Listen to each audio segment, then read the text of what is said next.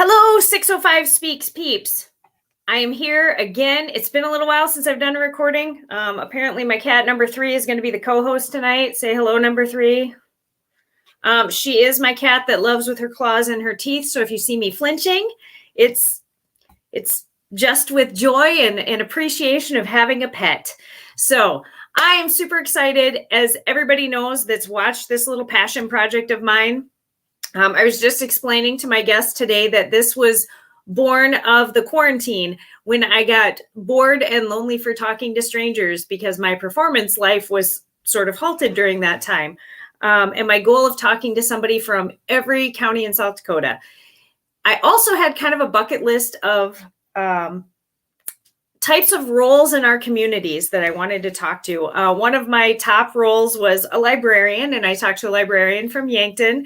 I also really want to talk to a mechanic, a school teacher, a hairstylist. They're still on my bucket list. I've got a few people who serve certain roles in our communities, but also in the top 10 was I wanted to talk to a farmer. I want to talk to a farmer because what is important in South Dakota, besides our long indigenous history, our amazing geographic history, we have a really strong history in agriculture. I don't think you can live even the most urban of lifestyle and not know and understand how important farming is in South Dakota. But you may not know the inner workings of it. I grew up farm adjacent. I have farming family, but I personally don't have daily farm experience. So, but I do know if you ate today, you have to thank a farmer. And that's what we're going to do first as I bring my guest onto the screen. Let's see here. Hello, Chet. Hello, everybody. I now, and full disclosure for viewers, Chet does not know what he's gotten into. All he knows is some crazy lady on the internet said, "I'd like to talk to you about farming." And he said, "Okay." I'm always happy to share my story. All right. And so you're coming to us from the Mitchell, South Dakota area, or is Yes. Mitchell what you call your town? Yes, I live in Mitchell and I farm. I farm with my brother Charlie. He lives in Mitchell also. We're primarily a cash grain operation. So that means we farm corn, wheat, soybeans, and sunflowers. I love sunflowers. I really do. That's about the only thing I know I can confidently grow is the sun. They've always done well for me, but probably not near the number that you do. What in an average year, how many sunflowers do you think you plant and or harvest? Number of individual blooms as we drive by. Oh boy, that requires a little calculation on my side of it. Last year, we actually harvested as far as number of actual plants now. It looks like about 40 million plants. 40 million? Yes. Plants. This is kind of like when I talk to the people with the apiary near Wagner and they're like 20,000 bees. And I'm like, what? That's an amazing number, 40 million plants. And that is not your only crop. That is correct. Yeah, we also have 3 other crops.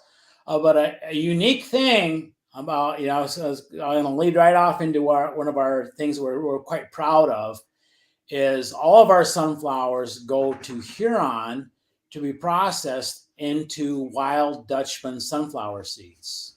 Wild Dutchman sunflower seeds. Yep, you'll see those in the C-stores.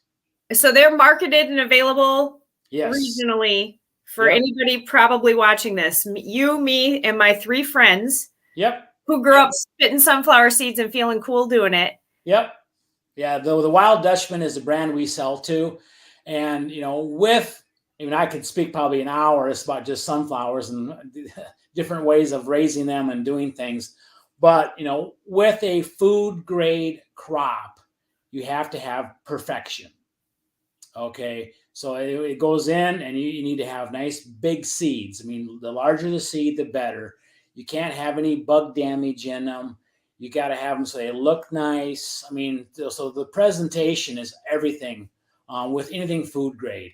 Right. And that's the part that gets a lot of guys shy away from sunflowers, is because it does take work, and it is hard to make grade to be able to be food grade.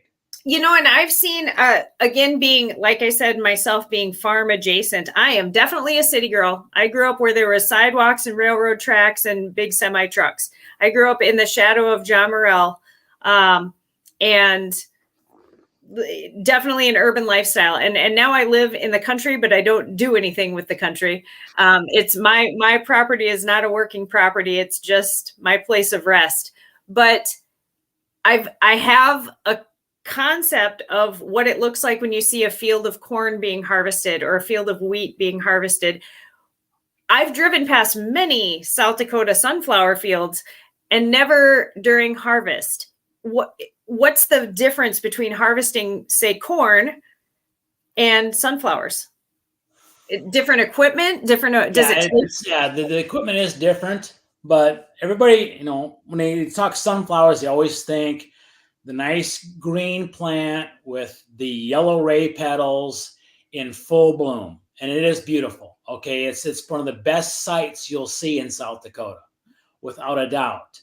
But then as soon as the ray petals drop on the sunflowers, they mature and they dry down. And what is left is a skeleton of a plant. Okay. All the leaves drop. All that's left is just the stem and the head full of seeds. Okay, and you want it below 10% moisture. So it needs to be quite dry, because they will spoil in the bin if they're more than that, if they're kept very long in the bin. So when you drive by a field of sunflowers that's going to be harvested, you're like, boy, that's an ugly field of sunflowers, because it's just a skeleton. Right. That's all that's left. Because the plants growing. All the reproductive parts are gone. Only thing left is the stem and the seeds. So how do two brothers end up growing? Later, I'll make a joke about growing corn in the shadow of the Corn Palace. But how did you end up farming? Was this the family farm like before? Yes, it was. Yes.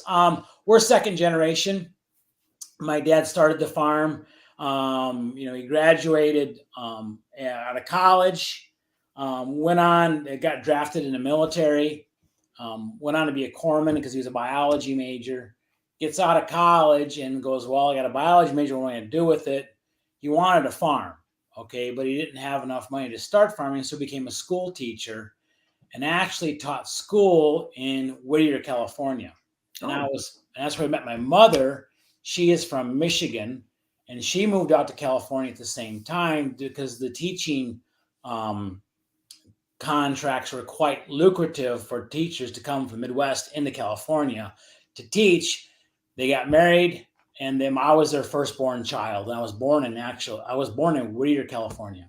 So is your dad originally from South Dakota? He's a graduate of Mitchell High School. Okay. And but he was also born in Whittier, California, because his parents also traveled to California during the wintertime. So that was the big deal, is we were crop farmers, and the winters you can't be in the field. So we'd pick up stakes, move to California, and we'd go to school out there. Okay. So actually, I graduated from White Lake High School, which is west of Mitchell, but I spent 1 9-week marking period every winter in a high school in California, which was 2,300 students in the high school.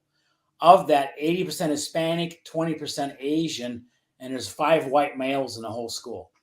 So you got a really diverse experience growing up, saw more than one climate, probably. Yes. Coming from a farm family, probably saw what kind of agricultural opportunities were in California, because I feel like people are curious about what they do wherever they go. What I do like where I am today? Yep. What made you decide I want to come home and I'm going to make it my life to farm in Mitchell? Dad had a successful farm and did a good job. He eventually then got the farm big enough. He quit teaching and went farming full time. Okay. And so then Did a nice job growing the farm. I was the oldest child. And the rule in our family was if you're going to farm, you got to go away and get education, either voc tech or a tech school or college, work for somebody else for at least 2 years, and then you can come home and farm. Bring us some new knowledge. Bring us some Yes, fresh knowledge. yes. Both my parents were teachers, and we want to be sure that we had an experience outside of the family business.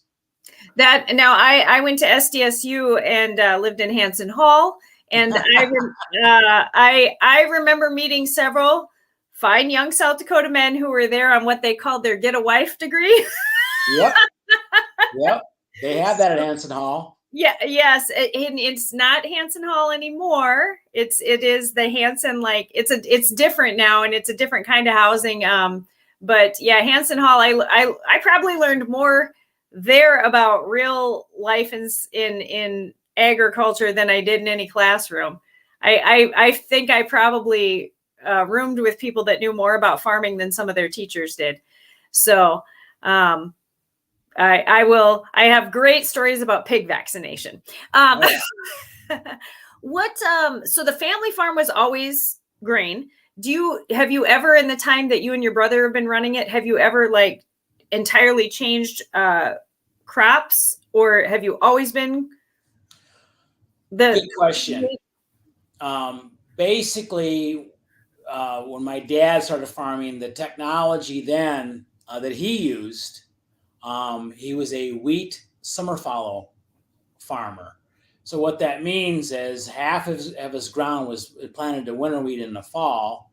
The other half of his ground he left fallow or black for the rest of the year. And at that point, it was to retain moisture and make sure there was enough moisture to raise the crop the next year. Okay, so you rotate it. His rotation was basically wheat, then summer fallow, then back to wheat. Okay. Then he evolved into a wheat milo summer fallow rotation, and then he went to wheat, sunflowers, and or milo, and then back to wheat. And when we came back, we're like, Dad, no-till is a thing now, and we need to no-till, and we need to forget the fallow period. So for people that don't know the difference, I think fallow kind of explains itself. The land is just allowed to lie idle. What is no-till? No-till is another word for it is direct seeding. So you harvest the crop and leave the stubble stand. You don't go in there and with tillage and turn the soil over. You don't plow it. You don't chisel it. You don't do anything with the soil. You leave it alone.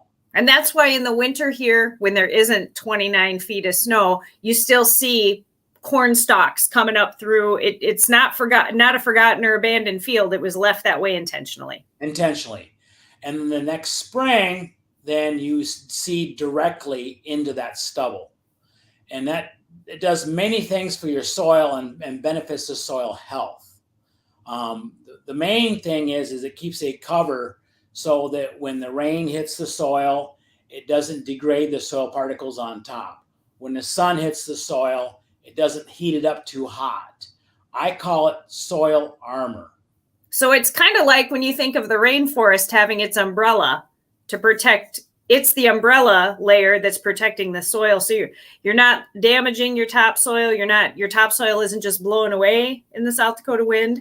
That's correct. So, but I guess I've always thought of crop rotation being important so that you don't deplete the nutrients and you replace them with other plants and different plants being, they talk about which plants are complementary to each other. Is that, if you do the no-till, is that not a concern then? It's enhanced. You want, diversity is a good thing, and so you want a mixture of grass and broadleaf crops because they grow differently and they do different things. While in South Dakota, the predominant grass crops are wheat and then corn.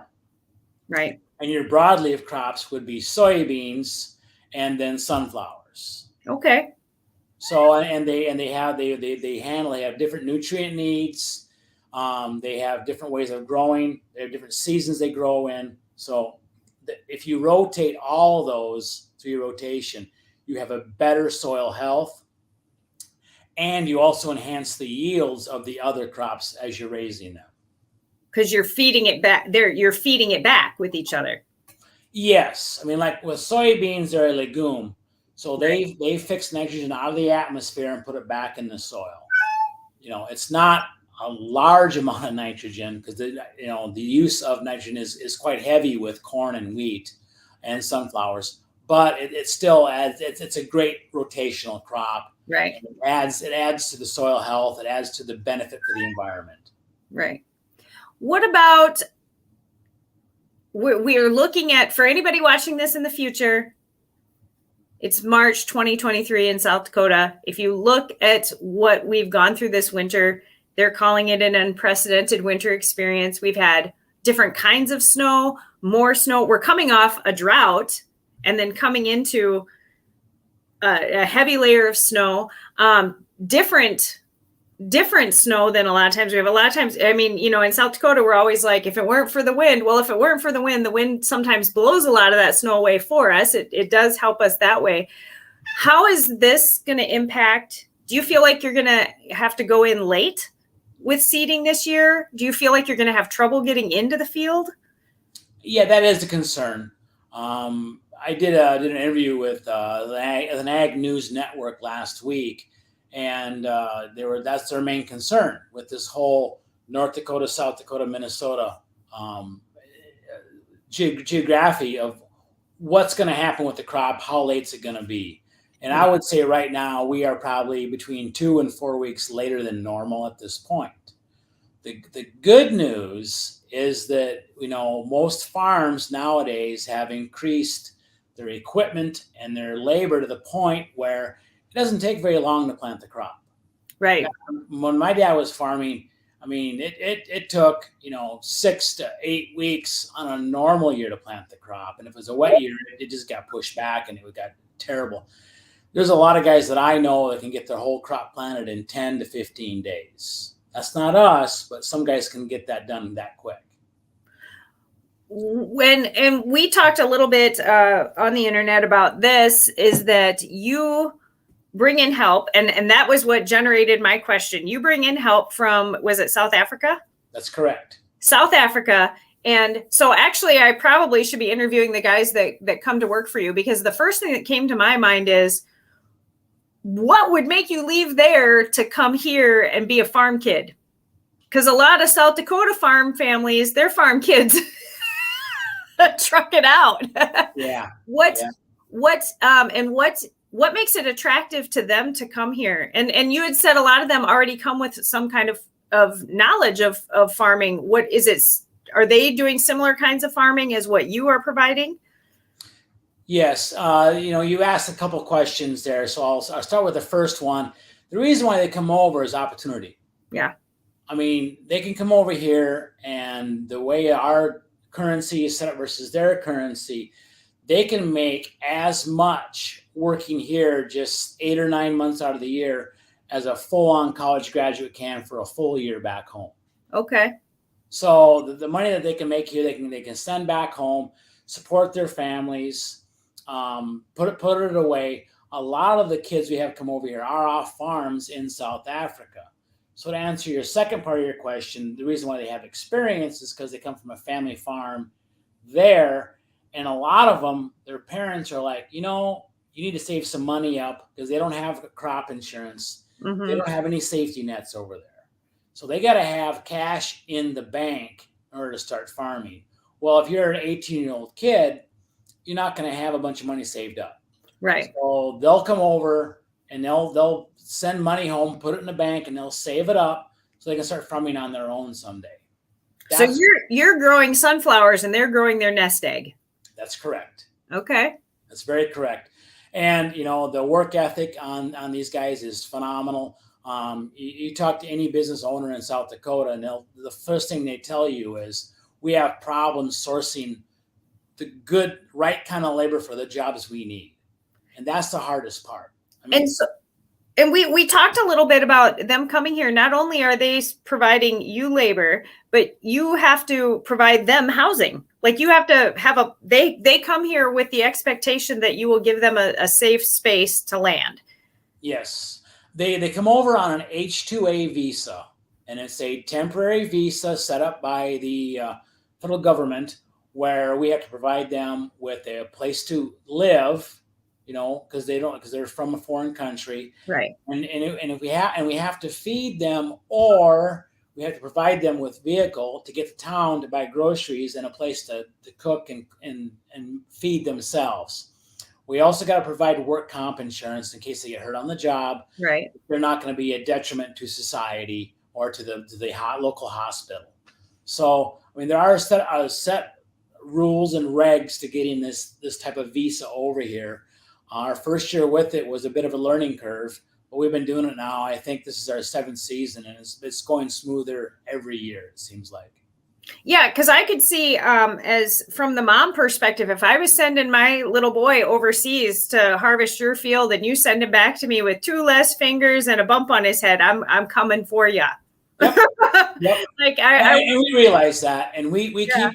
keep really good in contact with the families. Make sure that there's open dialogue there. If they want to talk to me, they sure can.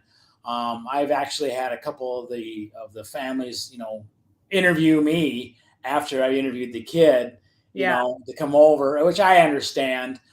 We also have a Facebook page, which I don't keep up on very regular, but that Facebook page is to basically communication back to the South African families that, this is what we're doing, this is how we're doing it. So yeah, a universal way of them contacting you. And of course, then you have the added sales pitch of, well, your kid will get to see the world's only corn palace. This is very true. I just drove by just a couple weeks ago. I drove through Mitchell, and I was so sad to see Chef Louise is gone. I know that's kind of a recent thing. And the Big Buffalo and the Big Bull are gone. And I thought, man, if I get to the middle of town and the corn palace is laid flat, I don't know what I'm going to do. No, you're safe there. Do you contribute any of the corn on the corn palace? We do not. That's a special type of corn, and it's contracted out to a local grower, and it doesn't yield well. It's not a hybrid corn. It's actually an old ancient variety of corn, the Indian corn that they like to raise. So it's just for decoration purposes, and they have a local guy that can supply all of them with that. So we're fine that way. So probably the same kind of corn that you see for sale in craft stores and garden shops for hanging on your wreath during that season. Yes. Yes. Our corn, a lot of it goes into ethanol. We have an ethanol plant right here just north of town. We are going to hopefully build a soybean crush plant south of Mitchell. It's on the drawing board right now and hasn't been funded yet, but we're close to getting that funded. So Mitchell really, between the corn palace, an ethanol plant, and hopefully a soybean crush plant, is going to be a big deal in South Dakota for South Dakota ag. And you have a tech school there, right? Correct. Yep. We have a very good tech school, and we also have Dakota Wesleyan University. So yeah, we have adequate places for kids to get educated, and we have jobs available out here. And i.e. places like the ethanol plant and the soybean crush plant. We have Trail King. We have several factories in town. AKG has got a good factory here that builds radiators for farm equipment.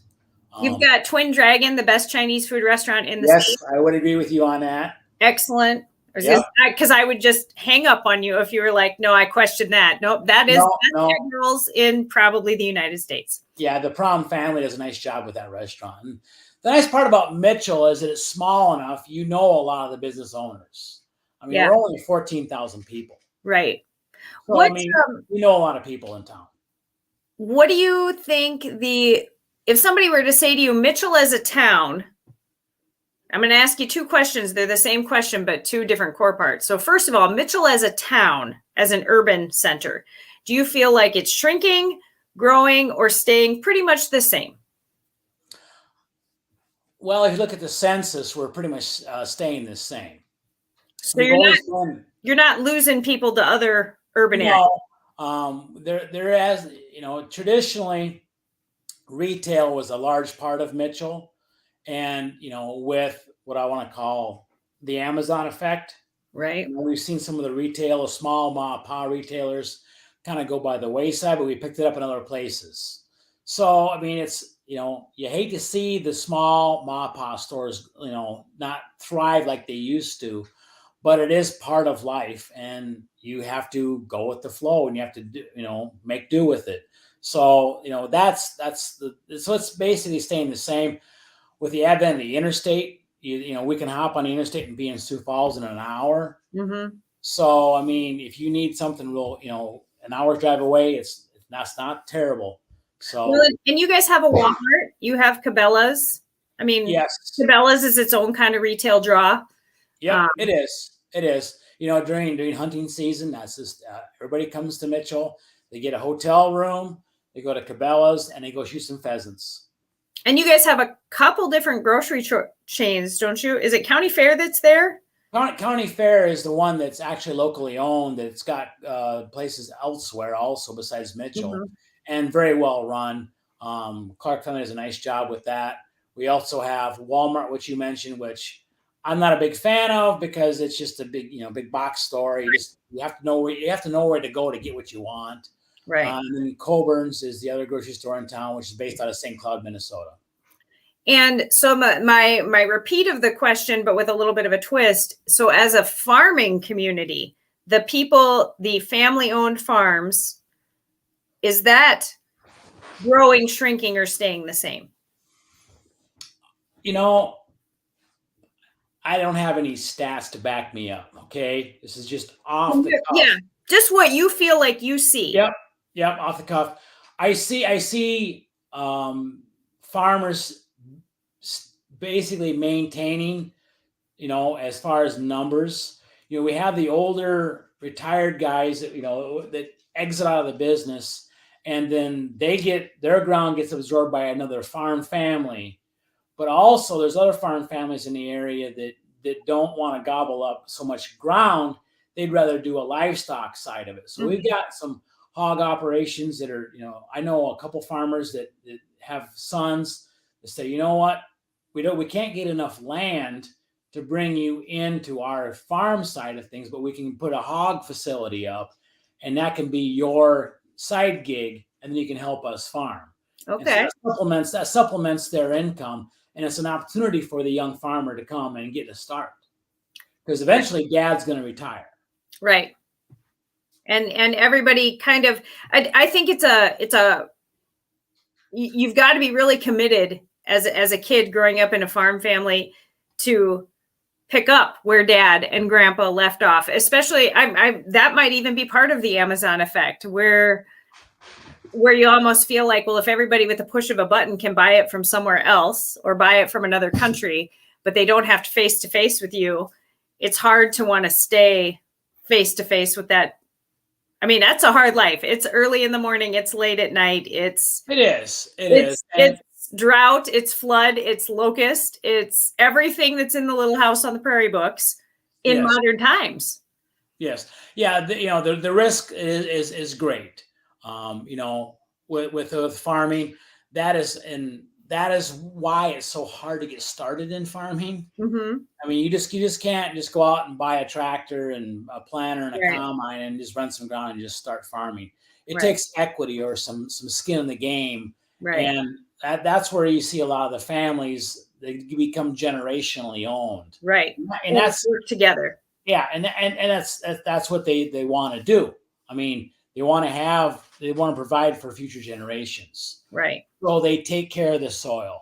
They take care of their livestock. They take care of their business and make sure that it's there for future generations. They take care of grandma because somebody has to teach us how to can. That's right. I remember one of my farm grandma telling me, all you kids with your zombie apocalypse shows, she said, if it really happens, I'm the one you're going to need. I know how to cook without a microwave.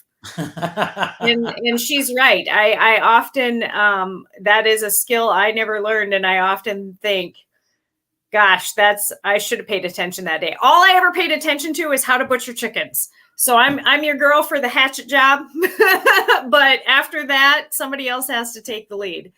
So what in Mitchell do people do for fun?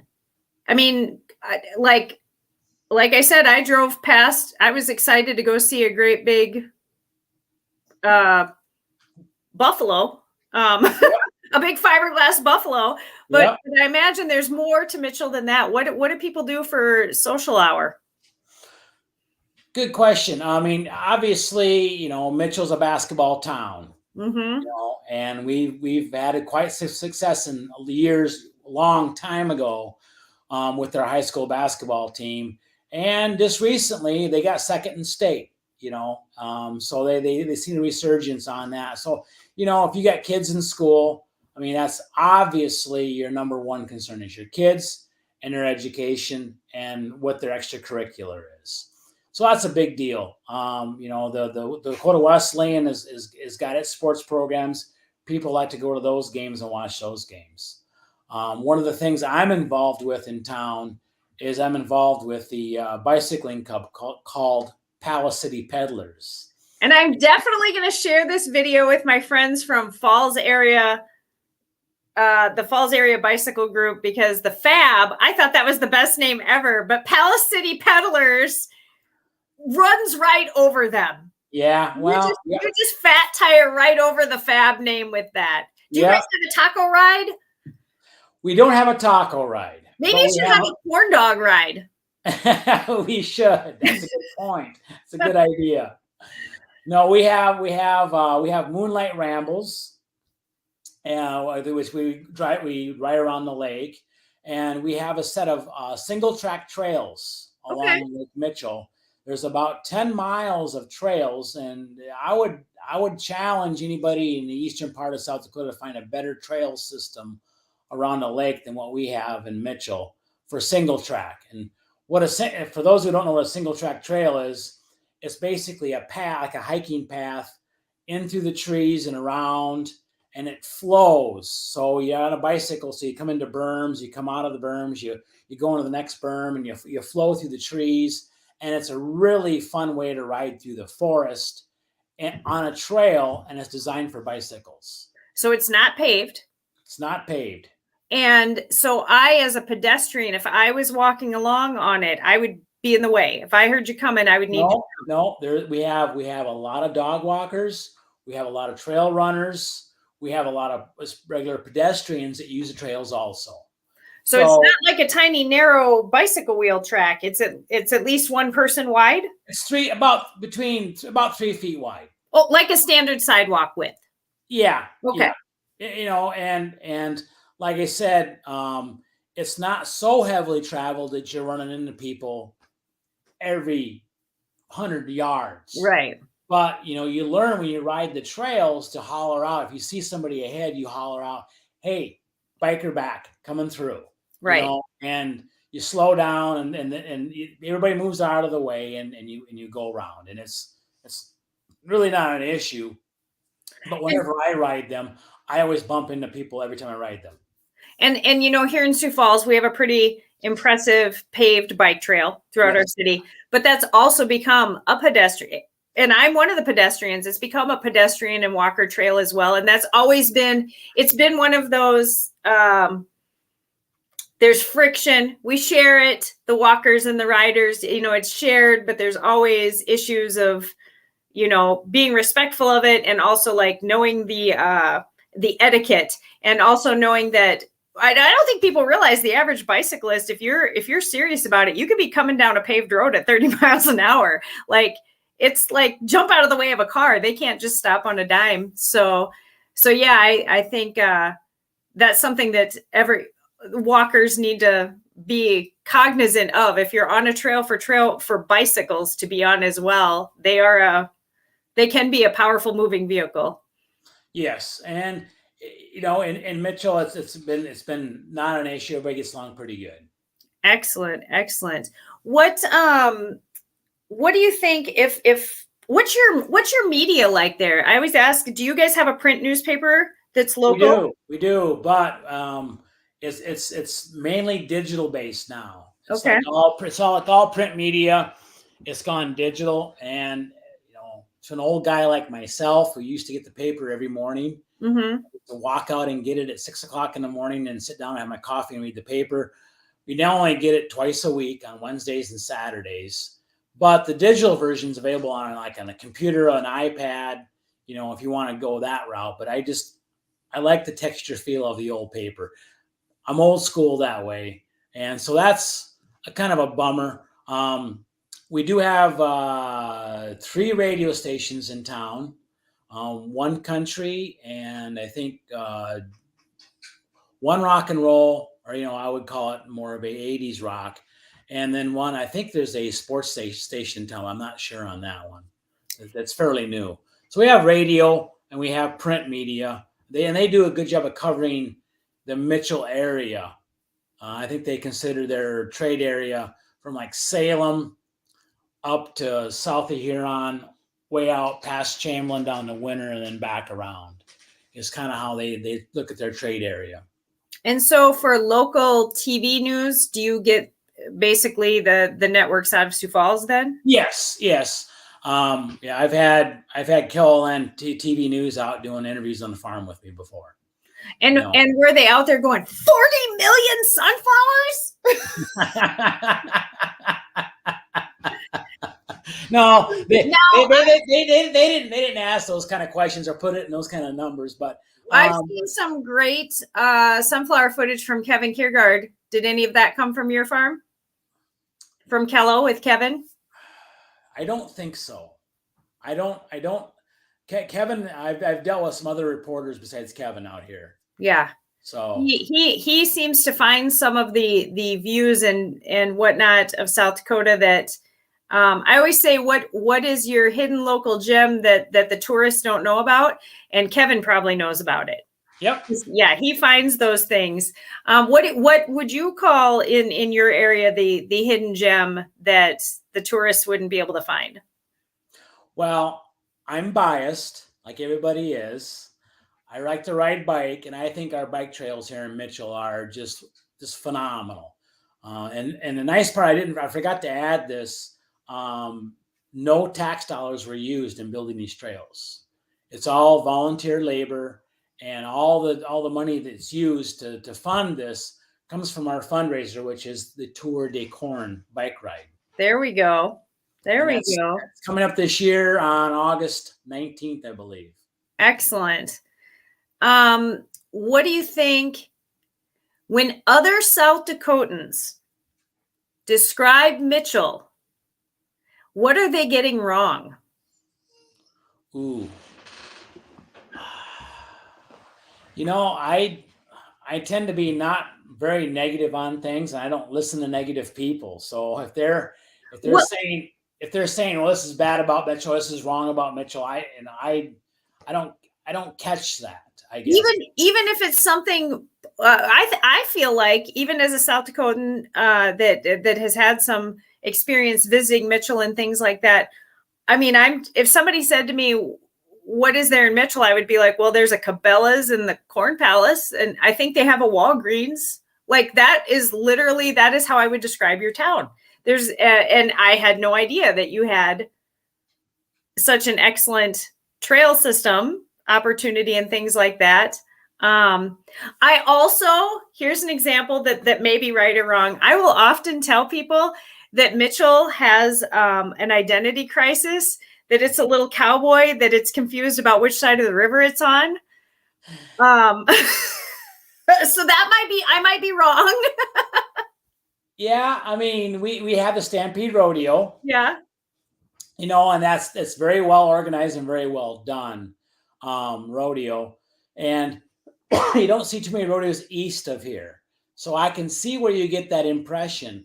I personally am, even though I raise crops to feed the livestock, I'm not much of a cowboy. Okay. Mm-hmm. I know enough about cattle to know that they taste good and they eat corn. Right. So I don't see the cowboy image that much, except for once a year at the Stampede Rodeo, and it's when everybody gets their belt buckle and their boots on and they go downtown and they have a good time. Even in Sioux Falls, PBR is coming to Sioux Falls this weekend, and I've seen some of my coworkers like getting ready for this and getting out hats and boots, and I'm like, you don't. What are you doing?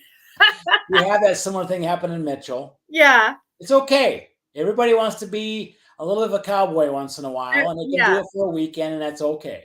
Yeah. I asked one of my coworkers that was showing me pictures from the last time they went to rodeo here in Sioux Falls. And I said, have you even read a Louis L'Amour book? And he was like, I don't know who that is. I don't know what that is. And I'm like, then go home. You just go home. You got those boots from Amazon.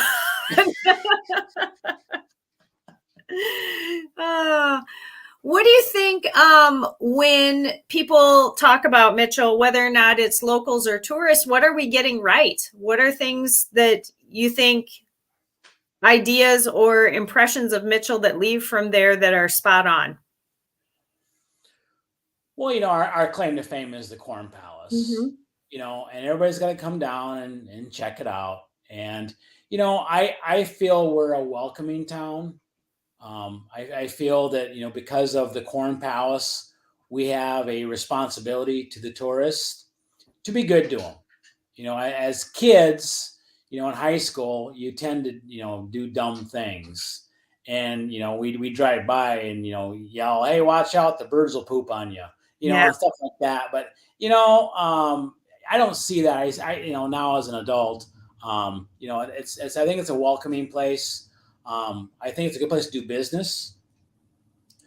We have a fair amount of businesses in town that do well, and we're always looking for more. So, I think that we're getting that right. I would like to see some more growth.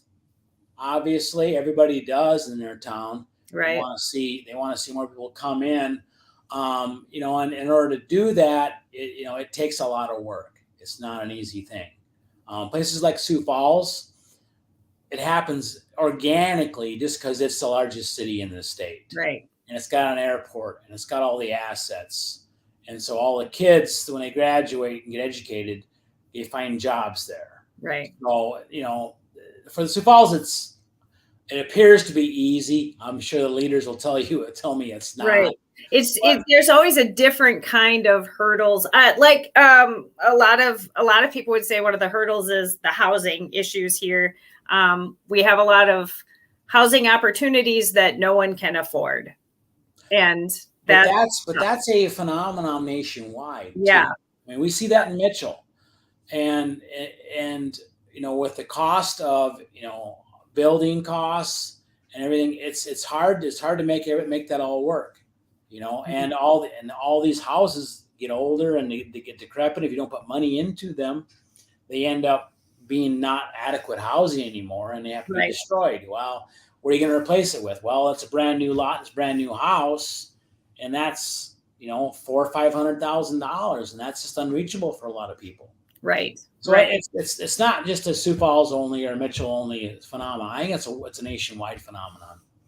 Yeah, I think it's definitely there's a lot to be learned and there's a lot to be done. And I don't know that we all in South Dakota we don't have as many generational South Dakotans anymore. We don't have as many, even those of us that stay in South Dakota. I find it's getting rarer and rarer where you hear someone say, I know all my sets of my grandparents still, and I live close to them and I visit with them. A lot of people move away and they don't live close enough to visit with grandma and grandpa and learn from them and then have a heart to want to stay there.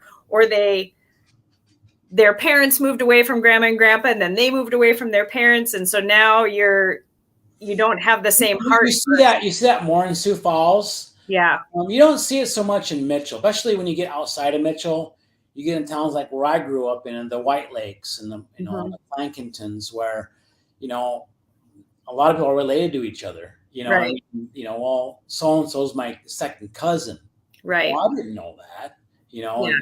Because and the reason why is because the farm is there and they've basically kept those families around because of the farming community.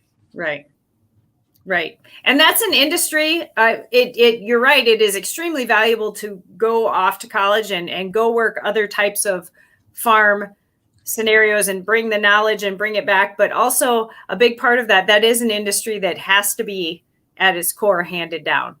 It has to be gifted. Yeah, it because of the capital intensity of the business. I mean, it takes. I think even just the emotional commitment to it. I think that you have to have a reason to be emotionally committed to that piece of ground.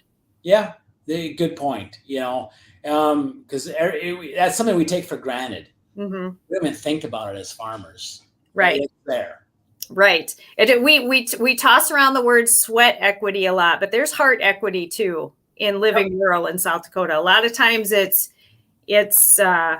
because somebody taught you to love some part of it, 100%. And if you're raised in a farm family, you grow up with that, and it's just ingrained, and you take it for granted. You don't even realize it's there. Do you have on your farm any piece of farm machinery or equipment that you still use that your father used? We have an old tractor around yet that he bought new in 1980, and we use it on the auger. So it's an auger tractor, and we have that. We're pretty, I would say we're pretty high tech. We would like to, do the latest, greatest things we can get our hands on, because we are farming not by the farm or the field. We're farming by the square foot now. Right. All the GPS technology that we have, everything is drilled down to every square foot of that field. We know what was going to happen there on that piece. Right. So and technology has afforded us to do that. So in the old school stuff, well, there's a few things around, but not a lot. Right. But it probably sometimes still feels good to be able to fire it up and think, Dad, I'm still doing it. I'm still. Oh, yeah. He would, and he'd be the first one to be all proud and we're doing this. And he was always, he's a science teacher. So he was always pushing the latest, greatest technologies. Is we got to do this, got to do that. He was always really big on that. He never was happy with status quo, and I'm blessed to be raised like that. And to still be working with your brother, to still be with the family adventure. Yes, it is. So, do you ever have times that you sit down for a meal and you're like, I cannot eat one more cob of corn because I just saw too much corn today. Who is serving me this corn? No, I've never felt that. A good ear of sweet corn is still a good ear of sweet corn. I've got it on my list. I would think another part of my bucket list of people to talk to is I do want to talk to somebody from the melon triangle of South Dakota. And be like, and say, is there ever a summer where you were like, this summer I do not eat watermelon? Wouldn't be me. Yeah. Well, I appreciate. I would say I never would have guessed millions of sunflowers. Again, I've only mostly had the urban experience of Mitchell and the I-90 experience. And I did one of these recordings with Mike Henriksen, who is a radio voice and a sportscaster. And he's had to go all over the state of South Dakota. And he's always saying, Jenny, you have to get off the interstate. You have to get off the interstate. And I realize he's right about that. Even in our towns that are easily interstate accessible, that there's more to just whatever is at your exit on your way to go to Mount Rushmore or whatever. So, and the people behind it, mm-hmm.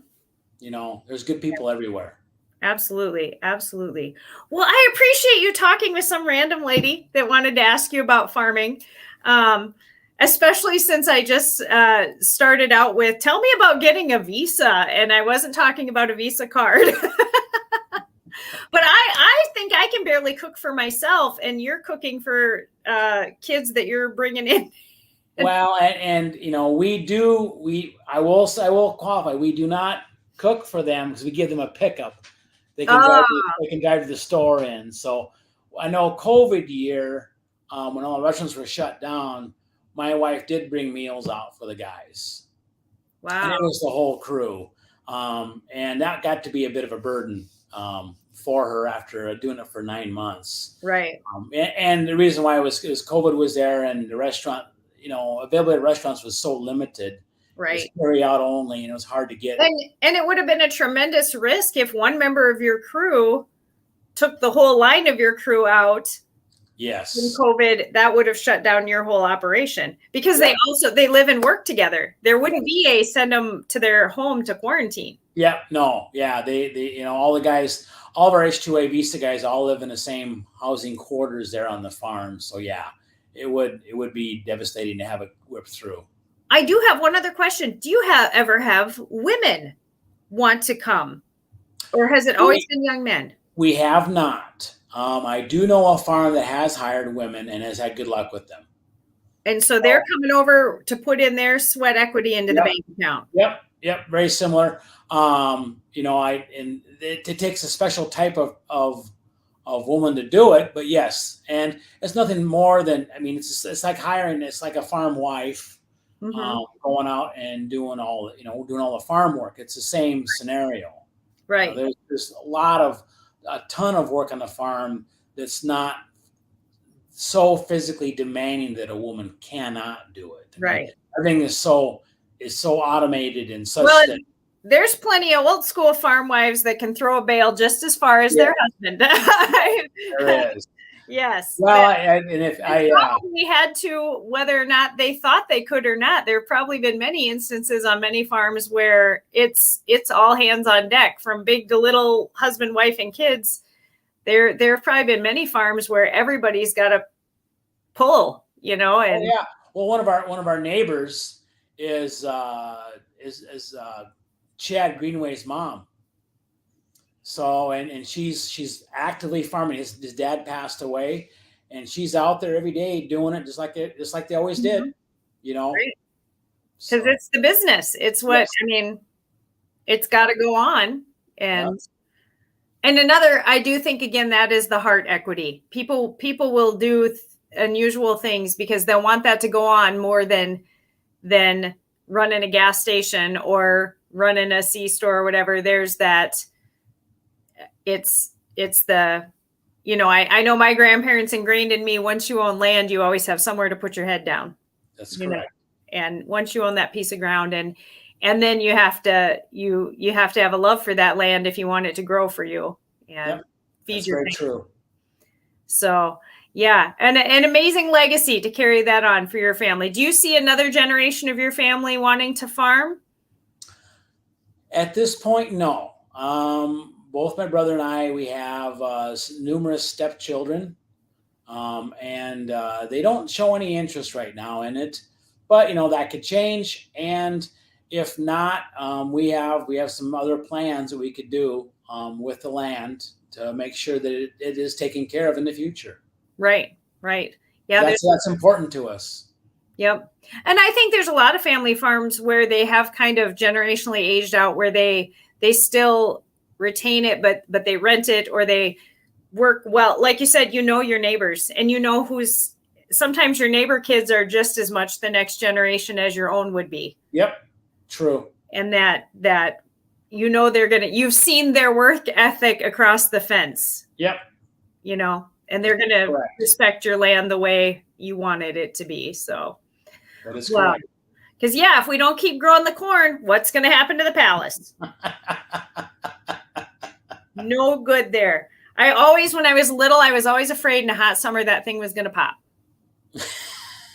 I don't know whether it was one of my grandpas or a great uncle that planted that seed in my head, but I had a bit of a fear of it when I was little. If it was hot out and we were in Mitchell, I was a little nervous. That's classic. Yeah, I thought, what kind of a noise is that going to make? Well, I thank you, Chet. I'm going to sign you off. Thank you so much for zooming in sort of with me here and giving me a little enlightenment to what your farm experience is like and your South Dakota life is like. I didn't think that you could pull any surprises, but that sunflower number, I'm going to be doing some Googling tonight. All right. Sounds like a winner. All right. Thank you, sir. Thank you very much. Let's see here. Now, I want everybody, if you don't know what the Corn Palace is, now you have to Google it. Yeah, now you do. And it is as magnificent as the internet proclaims it to be. It is wonderful. But also, yeah, the wonder of the various kind of crops that South Dakota has. I know that we are always promoted as tourism being our number one thing. But I've always much more believed that ag is our it's our heart thing. If tourism is how we sell the state, that's one thing. But if you want to talk about how we keep the state, it's always going to be ag. And I say that as an urban person. But I also was raised knowing that, yeah, nothing on your table came without a lot of work. So do thank a farmer today. Learn about farms. If you're in the Sioux Falls area and you're starting to think about, golly, I'd like to eat something off the farm, we've got a couple really good CSAs in the area. Eat some fresh vegetables, something not grown in a greenhouse. So I am still always, probably forever and ever, looking for other South Dakotans to talk to. Still have my bucket list. Like I said, the Melon Triangle, I would like to talk to some people from up there. Really got it in my head. I'm hanging on for Ziebach County. I really want to talk to somebody from Ziebach County and all different roles in the community. So if you or someone you know wants to talk to me about what you do and how you live and what it's like, 605speaks.com or email me at 605speaks@gmail.com and let's do it. Let's just chat. So everybody have a good and wonderful day. I hope it's not snowing where you are.